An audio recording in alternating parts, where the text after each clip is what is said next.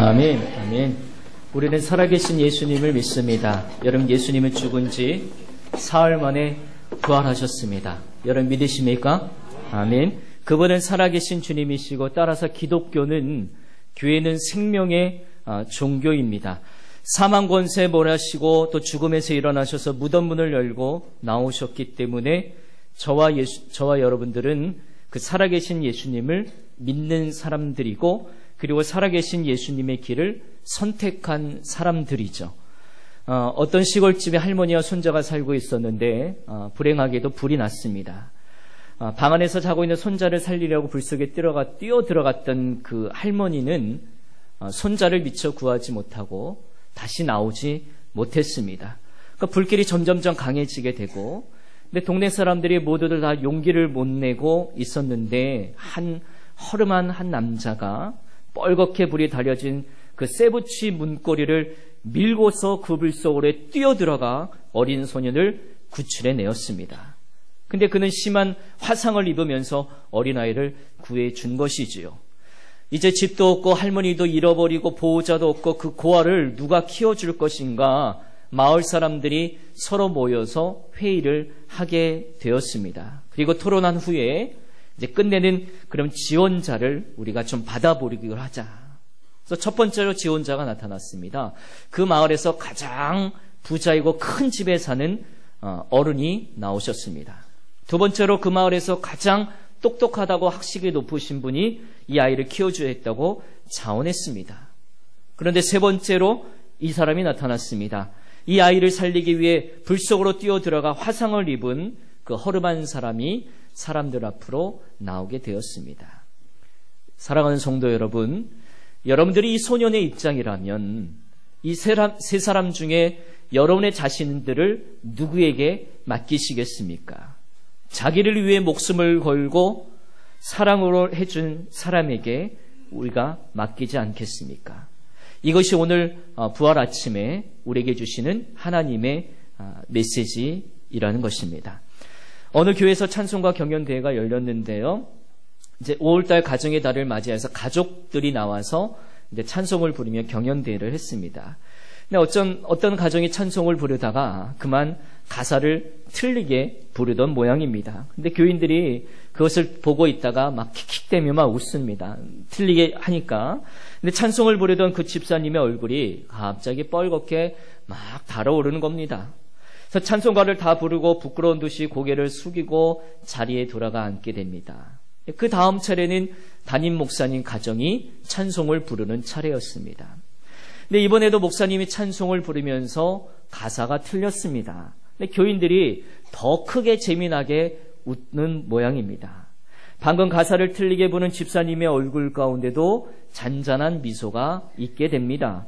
목사님도 틀리는데 나쯤이야 좀 틀려서는 어때? 라는 생각이 들었던 모양이지요. 그리고 찬송가 부르는 경연대회는 재미나게 은혜롭게 잘 끝나게 되었습니다. 몇 년이 지나서 목사님이 돌아가시게 되었습니다. 그래서 장로님들과 사모님이 목사님의 유품을 정리하다가 목사님의 일기를 보고 깜짝 놀랐다는 겁니다. 일기 내용은 이렇습니다. 찬송가 부르기 경연대회가 있었다. 김집사 가정이 찬송을 부르다가 가사를 틀리게 불렀다. 온 교인들이 재밌게 웃었다. 그런데 김집사 얼굴이 홍당무처럼 빨갛게 변했다. 그 다음 차례는 우리 가정이었다. 나는 일부러 가사를 틀리게 불렀다. 온 교인들이 더 재밌게 웃었다. 가사를 틀리게 부른 집사의 얼굴을 보니 목사님도 틀리는데 나침이 하는 미소가 그 김집사 얼굴에 떠올랐다. 나는 오늘 하나님만 알게 그 김집사를 기쁘게 해주었다. 이런 일기를 읽었던 모양입니다. 이 일기를 읽어서 교인들이 돌아가신 목사님을 다시 생각하면서 그 목사님을 재평가할 수 있었던 이야기입니다. 그때 목사님이 가사를 틀리게 부른 게 일부러 그 김집사를 위해 틀리게 부른 것이고 그 김집사를 위로하려는 것이었구나. 목사님이 이렇게 마음이 깊으셨구나.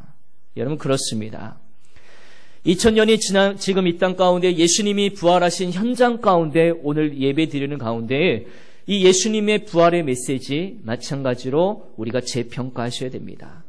예수님께서 십자가에 돌아가시고 절대적으로 믿고 따랐던 제자들과 몇몇 여인들은 극심한 실망 속에 빠져서 어쩔 줄을 모르고 있었습니다. 그래서 주일 새벽에 막달라 마리아와 다른 여자들과 또 마리아라 부른 여자들이 궁금하여 무덤으로 달려갑니다. 근데 예수님의 무덤을 지키던 로마 군인들은 초죽음이 되어 무서워서 벌벌벌 떨면서 죽은 사람처럼 되어 있었습니다. 그때 천사가 나타나죠. 무서워하지 말라. 그가 여기 계시지 않냐고 말씀하신 대로 살아나셨느니라. 가서 누운 곳을 보라. 두 여인은 너무너무 무서웠습니다. 그런데 두 여인은 기뻤다고 성경은 표현하고 있습니다. 제자들에게 예수님의 부활의 소식을 알리려고 달려가는 도중에 방금 부활하신 예수님이 그 여인들 앞에 나타나셔서 예수님이 물으셔요. 평안하느냐? 잘 지냈느냐? 그리고 여자들은 달려가 예수님의 발을 붙들고 예배합니다. 이때 예수님이 한마디 더 하십니다. 무서워하지 말고 내 형제들에게 가서 말하기를 갈릴리로 어서 가라. 그리고 거기서 나를 보게 되리라. 그리고 예수님이 부활하셨습니다. 이것이 오늘 본문에 우리가 읽었던 내용입니다. 여러분 2000년 전에 보도된 마태복음 28장의 그 말씀을 가지고 예수님의 부활 사건, 오늘날 당신 교회를 향한 하나님의 메시지는 무엇인가? 우리에게 어떤 메시지를 주고 있는가? 오늘 간략하게 두 가지로 여러분들에게 부활의 메시지를 전해드리도록 하겠습니다. 첫 번째는 부활하신 예수님은 능력으로 우리들을 회복시켜 주십니다. 한번 따라합니다. 능력으로 회복해 주십니다. 예수님의 부활은 이 세상의 어두운 불행과 죽음을 몰아낸 능력 그 자체라는 것이에요. 그래서 예수님은 안식 후 첫날에 이른 새벽에 동틀 때에 어둠을 몰아내시고 우리 주님이 부활하셨습니다. 본문 2절은 매우 역동적으로 우리에게 기록해 주고 있지요. 큰 지진이 일어나고 천사가 하늘로부터 내려와서 무덤에 틀어막은 돌을 굴렸다. 그래서 로마 군인들도 기절할 만큼 큰 권능의 부활이 그 새벽 미명에 임하게 되더라는 겁니다. 이처럼 예수님의 부활의 능력은 우리에게 회복을 시켜주시는데 어떤 회복인가? 암흑과 억압에서 우리가 슬픔에 있어서 절망의 자리에서 우리를 해방시켜 주시더라는 것이죠. 여러분 이 똑같은 사건을 마가복음 16장에는 어떻게 말씀해 주고 있냐면 심히 큰 돌을 밀어내었다라는 표현으로 기록해 주고 있습니다. 예수님께서 우리 인생에 부활하신 예수님의 능력으로 어떤 장애물도 거뜬히 제거해 주시는 능력이 있음을 여러분 믿으시기를 주님의 이름으로 축복합니다. 우리의 행복을 가로막고 있는 무거운 돌을 밀어내 주시더라는 거예요. 아무리 큰 문제도 이기게 해주시더라는 겁니다. 로마 군인들도 엎드러지게 하셨듯이 세상을 이기게 하여 주실 줄로 믿습니다. 이것이 부활의 능력을 가지신 우리 주님의 마음이라는 거예요. 예수님의 부활의 능력을 믿는 사람에게는 그 어떤 것도 그 바위는 실제적인 큰 바위가 아니라 가짜 바위에 불과하다라는 거예요. 나의 행복을 가로막고 있는 어떤 문제도 그 부활의 능력 앞에는 가짜 바위로 불과하다는 것이죠. 가짜 바위는 그냥 간단히 밀어내면 되는 겁니다. 예수님의 부활의 능력을 힘입은 저희들이 어떤 문제도 가짜 바위에 불과하다. 이거 하나는 좀 오늘 이 아침에 2013년도 부활절 이 아침에 이거 하나만 좀 기억하셨으면 좋겠습니다. 어떤 문제도 주님의 능력 앞에는 가짜 바위에 불과하다. 저는 여러분들이 부활하신 주님과 함께 승리할 줄로 믿습니다. 두 번째, 부활하신 예수님은 사랑으로 우리에게 회복시켜 주십니다. 따라합니다. 사랑으로 회복해 주십니다. 이 말씀이요, 인생을 다시 시작해보자, 다시 출발해보자, 다시 시도해보자는 말씀이에요. 이것이 예수님 부활의 메시지라는 겁니다. 여러분 본문 7절과 10절 말씀 두 구절만 다시 한번 저희들이 읽겠습니다. 굉장히 중요한 말씀을 우리에게 주십니다. 7절 읽습니다. 시작. 또 빨리 가서 그의 제자들에게 이르되 그가 죽은 자 가운데서 살아나셨고 너희보다 먼저 갈릴리로 가시나니 거기서 너희가 배우리라 하라. 보라 내가 너희에게 일렀으리라 하거늘. 10절. 이에 예수께서 이르시되 무서워하지 말라. 가서 내 형제들에게 갈릴리로 가라. 거기서 나를 보리라 하시니라. 이 본문에서 두 가지 점을 관찰할 수 있는데요. 첫째는 갈릴리 가서 다시 만나자라는 얘기예요. 이 말씀은 뭔가 하면 원점에서 다시 시작하고 다시 출발하고 초심으로 돌아가서 다시 출발하고자 하는 예수님의 메시지가 있는 겁니다. 예수님이 부활하셔서 이 부활하신 막달라 마리아를 만나고 여인들을 만난 다음에 그들에게 말하기를 내가 다시 갈릴리로 먼저 가 있을 테니까 다른 제자들에게 그쪽으로 오라는 거예요. 예수님이 공생의 사역을 처음 시작한 곳이 갈릴리였습니다. 이제 마지막 부활하셔서 처음으로 가신 곳이 갈릴리라는 것이에요. 이 말씀 가운데 초심으로 다시 돌아가서 다시 출발하자라는 거예요. 특히 제자들과 시리에 빠졌던 베드로에게 이 사실을 상기시켜 주시라는 겁니다.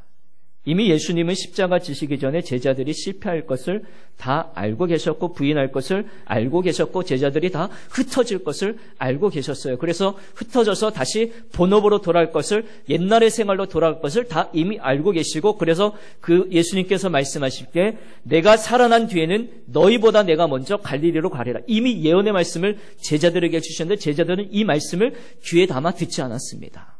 왜? 십자가 죽음에 대한 두려움과 시리와 실망이 너무너무 컸기 때문에 그래요. 베드로는 그래서 호언장담하죠. 나는 절대로 그럴 일 없습니다. 그런데 그는 무력하게 주님을 배반합니다. 이른 아침에 부활절 아침에 예수님이 말씀하셔요. 그 갈릴리 호수에서 나를 다시 만나자. 이 희망의 소식을 그 제자들과 베드로가 들었으니 얼마나 가슴이 설레이고 새 용기를 갖게 되었을까요? 주님이 다시 만나주시겠다라는 겁니다. 주님이 갈릴리에 오셔서 다시 만나자라는 거예요. 이 말씀의 의미는 나하고 다시 시작하자는 겁니다. 그래서 베드로는 그 사도의 인생을 마치게 되고 베드로전서 1장 3절에 이렇게 말씀합니다. 예수님의 부활이 우리에게 산 소망이 있게 하셨다. 그래서 예수님은 갈릴리 호숫가에서 제자들을 만난 다음에 제자들에게 따뜻한 모닥불을 피워주시고 직접 부드러운 떡을 떼어주시고 싱싱한 생선을 직접 구워주셔요. 그래서 아마 가시도 이렇게 다 발라주셔서 제자들에게 먹이셨을 거예요. 평안하냐? 이것이 무엇입니까? 다시 만난 그들에게 사랑으로 회복해 주신 겁니다. 이처럼 예수님의 부활은 제자들과 함께 떡을 떼어주고 생선을 발라주시며 먹으면서 그 사랑의 마음을 전해줄 수 있는 부활의 은총이 부활절 새 아침에 그들에게 임하게 됩니다. 사기가 저한 그들에게 새 용기를 주셨습니다. 실망한 그들에게 소망을 품어주십니다. 슬픔에 묻어있던 그들에게 기쁨을 심어주셨습니다. 좌절한 그들에게 재기의 힘을 주셨습니다. 저는 오늘 부활하신 능력의 주님께서 여러분들에게 이런 힘을 부어주실 줄로 믿으시길 바랍니다. 이것이 우리를 향한 하나님의 메시지고 새 꿈을 향한 메시지입니다. 그래서 어떤 신앙인의 말대로 그가 이렇게 고백하는데 예수님께 가장 고마운 것이 뭐세요? 그러니까 예수님께 가장 고마운 것은 우리가 범한 실패의 분야에서 끝까지 우리를 믿어주신 겁니다. 이렇게 고백하더라는 겁니다. 그래서 예수님은 제자들과 첫 출범을 하셨던 그 갈릴리 호수에 다시 오셔서 이른 아침 일찍부터 소망을 그들에게 부어주셔요. 다시 새로운 꿈을 부어주셔요. 다시 시작할 수 있다는 용기를 그들에게 부어주셔요. 우리가 처음 마음으로 다시 돌아가서 시작하자는 용기를, 담대함을 그들에게 주십니다. 사랑하는 성도 여러분, 여러분 인생의 경주에서 성공한 사람, 승리한 사람들은 하나같이 다시 시작한 사람이에요. 다시 시작했던 사람은 뭐냐면 실패했던 경험이 있던 사람들이라는 거예요. 사람들이 나를 안 믿어줘도 상관없고 더 이상 나에게 기대를 안 걸어줘도 우리가 낙심할 필요가 없습니다. 왜? 예수님만이 여러분의 소망 되심을 여러분은 믿기 때문이라는 것입니다. 그러므로 우리 모두 다시 시작하는 부활의 새 아침이 여러분 인생 될 수 있기를 주님의 이름으로 축복합니다. 여러분 모처럼 또 2013년 부활주일을 맞이하여서 교회를 또 오랜만에 오신 분도 계실 거예요. 그런 분들도 진심으로 주님의 이름으로 환영합니다. 왠가 하면 부활의 주님과 다시 시작할 수 있는 은혜가 우리에게 있기 때문에 그렇다라는 것이죠. 여러분 부활하신 주님과 함께 다시 시작할 수 있기를 간절히 축원합니다. 좌절과 시리와 절망과 침체에서 우리를 다시 일어나게 하신다라는 거예요. 아브라함 링컨 대통령도 이런 고백을 합니다. 내가 실패할 때는 악마가 끊임없이 나에게 속삭인다. 너는 네 인생은 다 끝장났다고 말하지만 하나님은 반대로 나에게 다시 일어나라고 말씀하셨다는 겁니다. 여러분, 언제나 새로 시작하는 인생을 살아야 되는 겁니다. 여기가 끝이 아니라, 죽음이 끝이 아니라 새로운 시작임을 부활하신 예수님께서 오늘 우리에게 말씀해 주시는 거예요. 영국의 국가대표 스케이트 선수 중에 이제 1980년도에 굉장히 국내적으로 좋은 성적을 거두었던 로빈 커진즈라는 선수가 있었습니다. 얼마 전에 김연아 선수도 2년 만에 다시 무대에 와서 이제 재기에 성공했던, 또 많은 사람들에게 기쁨을 줬던 스케이터의 승리의 내용들을 저희들이 볼 수 있었는데, 영국의 국가대표 스케이트 선수가 굉장히 좋은 성적을 거둠으로 말미암아 또 이 사람도 마찬가지로 더 좋은 성적을 거두기 위해, 또 더 나은 기술을 위해 이 사람이 이제 미국으로 1980년대에 유학을 가게 되죠. 그래서 영국에 있는 동안의 실력을 인정받기 때문에 자신감이 만만했어요. 막 자신감이 충전하고 인기를 많이 얻었기 때문에 그렇죠. 그런데 미국에 도착하자마자 이제 그가 스케이트를 타는 모습을 본 미국 코치가 그에게 굉장히 차갑게 말합니다. 자네 실력이 영 형편없구만. 더군다나 내 눈에 내가 볼 때는 자네는 더 이상 발전 가능성이 없는 선수이기 때문에 일찌감치 포기하고 자네 영국으로 다시 돌아가게나. 이렇게 매몰차게 그 사람이 의욕을 꺾어버리고 그 사람에게 이렇게 차가운 눈초리로 말하는 겁니다. 자존심이 몹시 상했죠. 로빈은 발끈해서 이유를 물어봅니다. 코치가 말합니다. 자네 최고의 스케이트 선수가 되고 싶은가? 당연하죠. 그런데 최고의 스케이트 선수가 되겠다는 선수가 왜 넘어지지 않으려고 하는가? 그렇게 몸을 사리면서 어떻게 당신이 최고의 선수가 될 수 있겠는가? 우리는 이 글을 보면서 놀라운 진리를 깨달을 수 있는 점을 발견하게 됩니다. 넘어질 준비를 해야만 훌륭한 선수가 될 수 있다는 원리입니다. 언젠가 김연아 선수도 인터뷰를 할 때 이런 고백을 했죠. 내가 수십 번, 수백 번, 수만 번 넘어졌을 때 내가 그 점프를 할 수 있었다라는 고백한 것을 저희들이 볼 수 있게 됩니다. 여러분, 한 사람이 비록 처참하게 많이 실패했다 하더라도 넘어진 것보다 한 번만 더 일어날 수 있다면 그는 결코 패배자가 되지 않는다라는 것이에요. 한 번만. 여러분, 가장 위대한 승리자는 쓰러지는 것이 아니라 쓰러질 때마다 주님과 함께 다시 일어서는 자입니다. 이미 잠언에도 우리에게 익히 말씀해 주셨습니다. 7번 넘어져도 8번째 다시 일어나면 승리자가 되더라는 겁니다. 여러분, 넘어진 것보다 한 번만 더 일어나면 승리자가 될 줄로 믿습니다. 한번 따라할까요? 넘어진 것보다 한 번만 더 일어나자. 그러면 승리자가 되더라는 거예요. 사람들은 인생에 넘어진 숫자보다 한 번만 더 일어나면 되는 거예요. 사람들은 우리가 쓰러진 것들을 아무도 기억하지 않아요. 근데 우리는 자꾸 과거에 넘어지고 실패하고 떨어지고 못했던 것을 자꾸 거기에 사로잡혀서 앞으로 나가는데 지장이 있더라는 것이죠. 자꾸 그 부분에 자존심이 상하고 힘들어하는 경우들을 보게 되는데 다시 일어나자는 거예요. 부활하신 주님께서 오늘 우리가 말씀하실 때 다시 일어나자라는 거예요. 사람들도 다시 일어난 것만 기억해요. 여러분, 제가 2001년도에 이제 2000년도에 신학대학원을 졸업하고 이제 신학대학원을 졸업하면 이제 총회에서 치르게 되는 목사고시를 보게 됩니다. 그래서 제가 2001년도에 목사고시를 초시를 보고 이제 설교, 논술, 또 교회사, 헌법, 이제 면접, 또 성경이란 6과목을 이제 시험을 치르게 되게 됩니다. 근데 제가 목사가 되려는 사람이 이제 목사고시는 그 6과목 보고 이제 떨어진 과목만 그 다음에 보게 되는데 저도 이제 목사고시를 2번째 다 패스하게 됐는데 전도사라는 사람이 목사가 되겠다는 사람이 어떤 과목 떨어진 줄 아세요? 성경이 떨어지고 말았어요. 그러니까 이건 아무도 모르잖아요. 근데 제가 성경을 떨어지고 나니까 너무너무 창피한 거예요. 전도사로 사역하는 양반이 다른 것 떨어진 것도 아니고 성경 떨어졌으니 얼마나 사람들이 나보고 성경 실력 없다고 그렇게 얘기할까. 너무너무 창피하고 너무너무 그게 자존심이 상하는 거예요.